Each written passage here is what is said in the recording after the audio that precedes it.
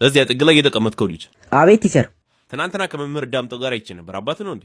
አዎ አባቴ ነው። በእውነት ይገርምሃል፣ አባት አስተማሪ ነበር። እንጃ እያ ነበር የሚረግጠኝ። ስፖርት ሊያሰራም እንኳን ይዞን ሲወጣ ኳስ ሳይሆን እኔን ነበር የሚያንጠባጥበው። የሚገርም ብላክቦርድ እንኳን ለማጥፋት ዳስተር የሚጠቀመውን ክላስ ከቀረው ብቻ ነበር። አታዩም ፊቴን እንዴ ቲቸር? እና እኔን እንደ ዳስተር ልትጠቀመኝ ነው እንዴ? ምን አስቸኮለ? ለመሆኑ የቤት ስራ ሰርጋ? አዎ ቲቸር፣ ሁሉንም ሰርቻለሁ። እንዴት ልትደፍረኝ ነው አንተ? የቤት ስራ የምትሰራው ለመሆኑ ስንት ቁጥር ነው? 8 ቁጥር። ጭራሽ 8 ቁጥር ናውጣ ተንበርክ። እንዴ ቲቸር ምን አጠፋው?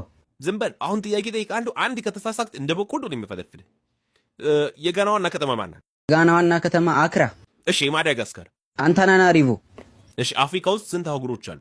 አሳስተኝ ነው ቲቸር፣ አንድ አህጉር ነው። እሺ ነው በውስጥ ምን እያሰብኩ ነው? እንዴት ቲቸር? እኔ ጠንቋይ ቀልባለሁ እንዴ? በምን አውቃለሁ? እንዴት ታውቃለህ? አታነብማ። ስትራገጥ ነው የምትሉ። ንቀት መሆኑ ነው። የሚያነቡትማ ይመልሱታል። ተመልከት።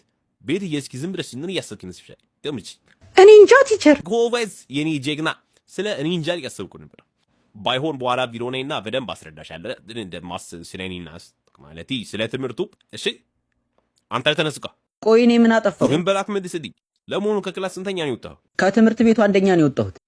ምን ይሻለኛል? ልጅ ይርቃት ወይ ምችል እንጂ እና አይመለከትኝ የሚምር አልባታ ናባ ደሞ ንገረው ለአባት በቀዳዱ ብሎን ይብር ኤው ብብቲ ንረፍቶች ሲስተም ያላበራሽታል። አሁን ሲኮረክሩኝ ያለቅፋን እና አንዱ ለአምረክ ብብት ነምረክ